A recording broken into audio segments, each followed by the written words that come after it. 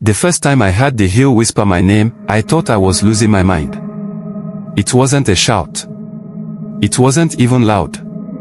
It was a breath, soft, close, like someone standing right behind me.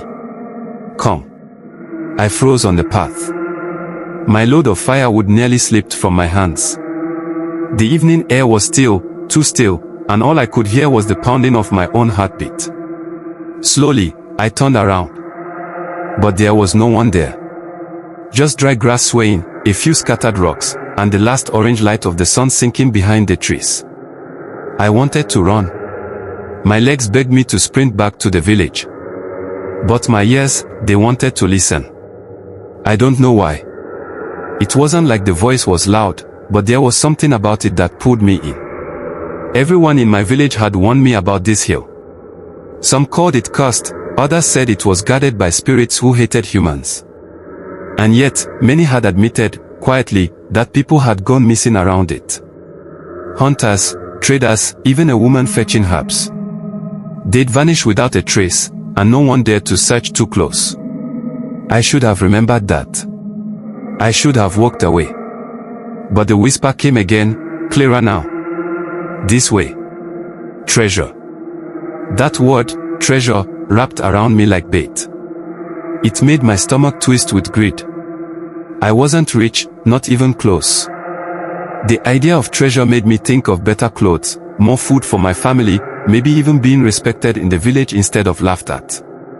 I stepped forward. The whispers grew sharper with every step I took along the slope. I followed them, almost in a daze, until I saw something strange. A narrow crack in the side of the hill. I'd walked this path before, but I had never noticed it. Hidden by shadows and bushes, it looked almost impossible to see unless something, or someone, pointed it out to you. My throat went dry. The voice hummed again, like a sigh. Closer. Against every bit of reason I had, I bent down and squeezed inside.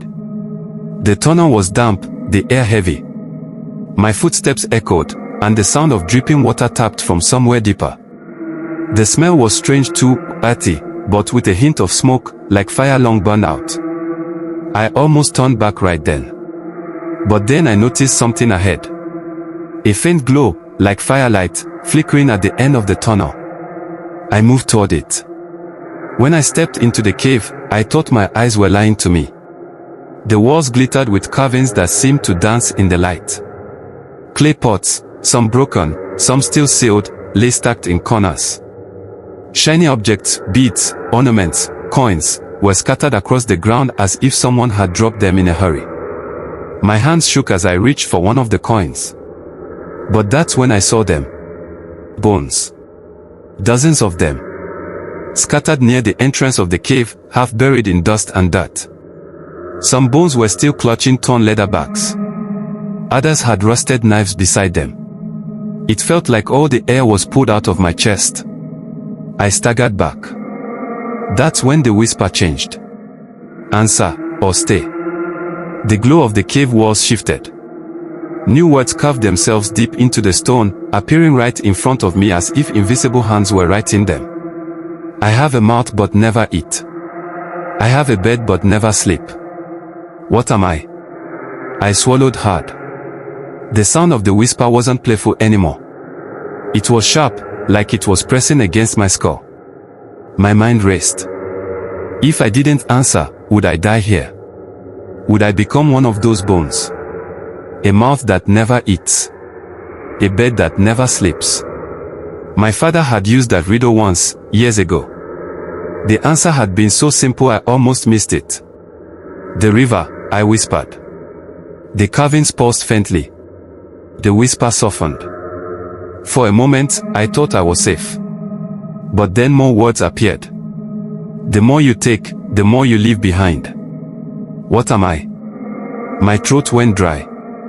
The whisper rose and fell like heavy breathing. I forced myself to think. Take more, leave more. The bones stared at me, waiting. Footsteps, I said. My voice cracked. The ground trembled under me. Dust fell from the ceiling. The whisper grew louder, angrier. Then one final line burned into the wall. Feed me and I live. Give me drink and I die. What am I? This time, my chest nearly caved in. My thoughts blurred, my head pounded. Feed me and I live. Give me drink and I die. I clenched my fist. Fire. The answer had to be fire. It's fire. I shouted into the cave. The whisper screamed, so loud it rattled my bones. Then, just as suddenly, it cut off. The air went dead still. And then, the crack in the hill opened wider, letting light spill into the cave. I didn't think. I didn't grab treasure. I didn't look back. I bolted through the tunnel, scraped my arms on the rocks, and burst out into the night air. I ran down the hill so fast I nearly tripped on the roots. When I finally reached the safety of the village, I collapsed outside my hut, gasping. My mother asked what had happened, but I couldn't even speak. That night, as I lay in bed, I didn't sleep. I could still hear it. The whisper. Not words anymore, but breathing. Slow. Patient. As if it was waiting for me to return. I survived the whispering hill. But others weren't so lucky.